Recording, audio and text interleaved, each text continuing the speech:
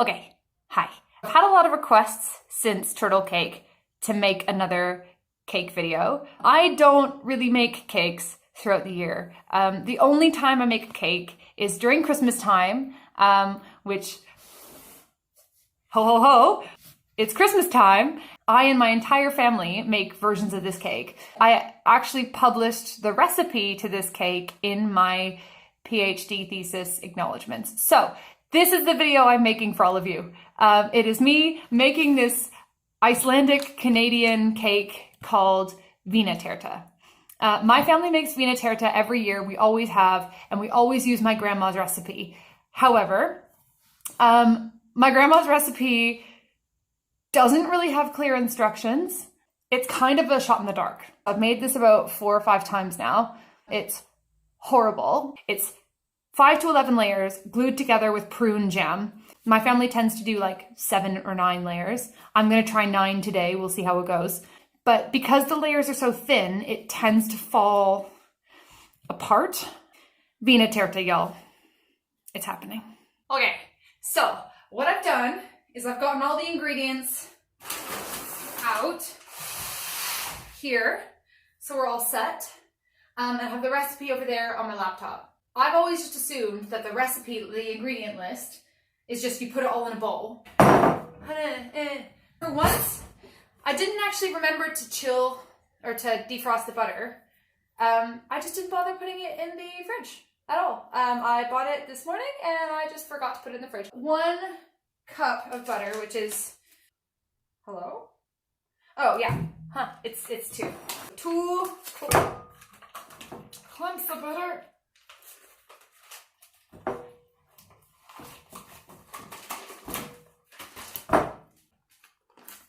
One heaping cup of sugar. Oh, I live in the UK. Why? They don't use cups here. I have this. Okay, 1 heaping, oh god, I can't even see what a cup is. Oh no, that is, okay, that's about right. 2 eggs. Oh my god! Oops. Rest in peace, egg. I'm taking that as a sign from the universe that I should not be making this cake. We soldier on. 2 eggs. 1 teaspoon vanilla. It's just, I have an awkward amount of vanilla left, so I'm just gonna put the rest in. 1/8 of teaspoon salt. 3 cups flour. 1.5 teaspoons of baking powder. Maybe I should have broken down the butter into cubes. The butter's still really clumpy, despite being out all day. So I guess I'm just gonna use my hands. I remember my grandma using her hands to like get the dough. I don't know if that's what I'm supposed to be doing. I feel like it's not. But she would knead it. And then when you ask her, okay, grandma, like how much do you need to knead this dough? She would just say like, just knead it till it feels right. And my whole family has just been like, that doesn't help though. That's not helpful. No, I don't like it. I'm hoping that water will just solve this problem. It's not helping. Oh, it sort of is. Okay, we're getting somewhere. Why is there so much flour hidden at the bottom? I'm switching to a wooden spoon. Every time I think it's done, there's more flour. I think that's about as good as it's gonna get. It looks like this. And now what I have to do is, because I'm making a 9-layer cake, I have to put it in the fridge, let it chill for, I'm gonna give it an hour, so I can eat supper. And then I will come back and I will roll them out and I will make them into little cookie dough things. 1/9 of the bowl looks to be about that. 1, 2. Oh, why does plastic wrap suck? 3.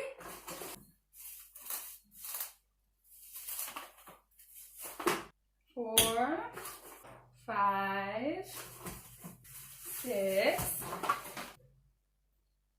Okay, so I got the proportions wrong, and we're gonna do 7 cakes now. 7 layers. We're not gonna do 9 because there just is not enough for 9. Okay, 7.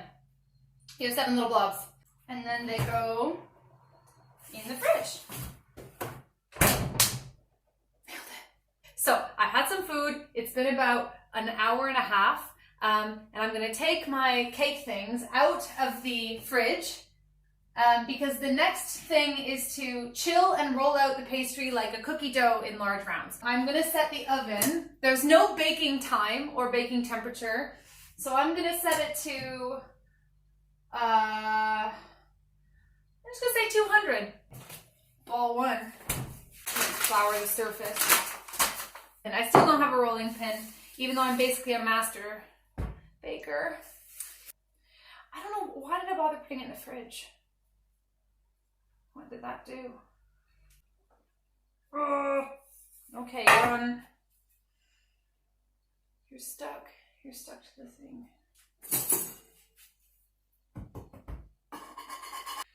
My first layer. Beautiful! So maybe I can do,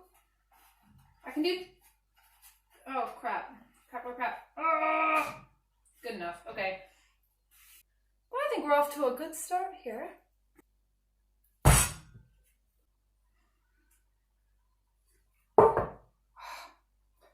Yes. Okay. Key for the future. Just drown it in flour. Like, it's more festive that way. Oh shit. I'll glue it together with one of the extra bits. There. Okay, so 2 of them are done. They're kind of like not symmetrical.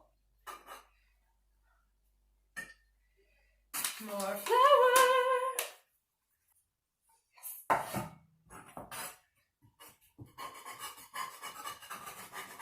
It's all over the floor.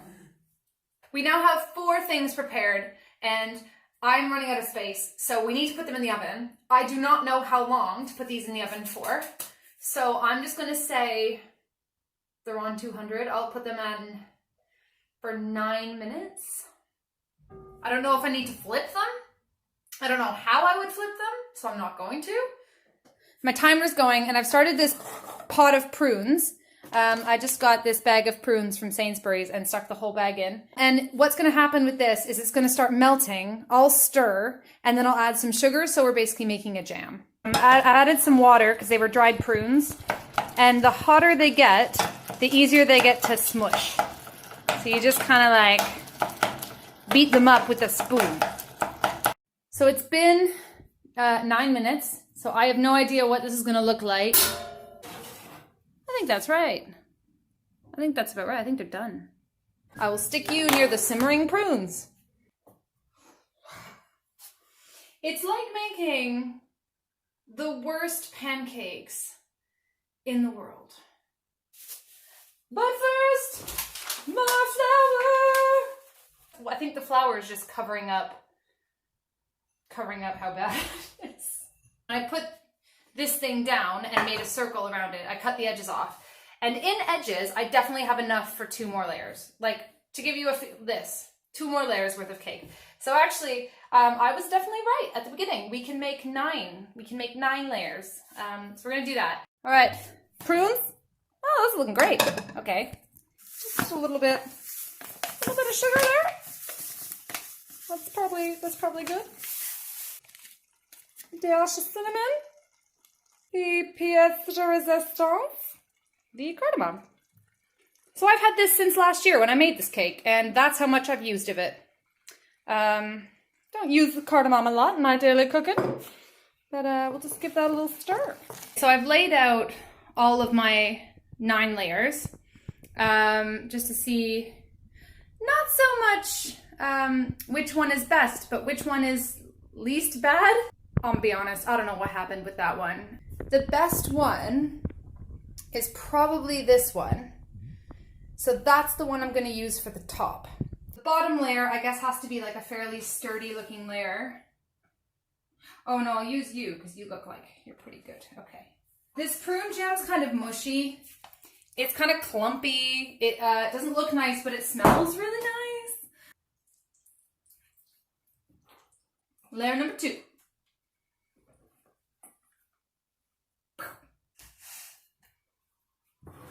Layer 3. Okay. Let's make layer 4 the jigsaw puzzle. So I'll stick the biggest piece here. I don't know how this originally went. Like, that's what it looks like. I'll just glue it together. Gluing it together with some prunes. Layer 5.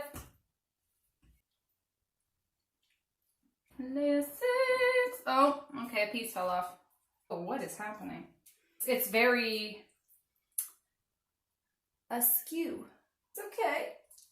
We're accepting in this household. Layer 7. Okay, I'll stick you on. And this is my last layer. Let your heart be light. From now on, our troubles. Looks like somebody pooped on the cake.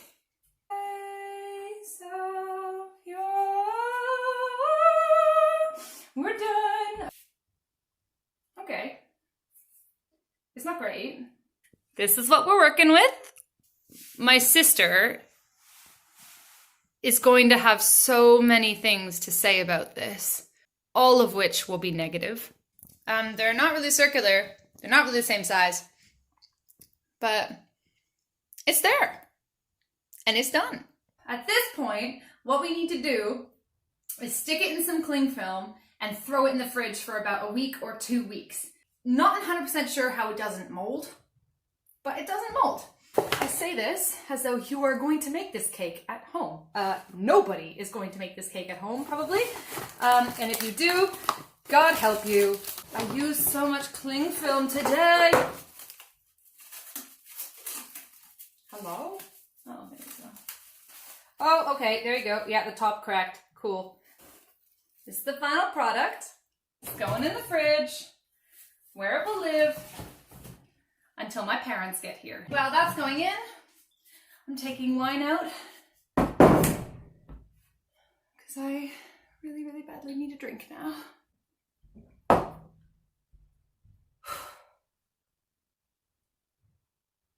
Merry Christmas.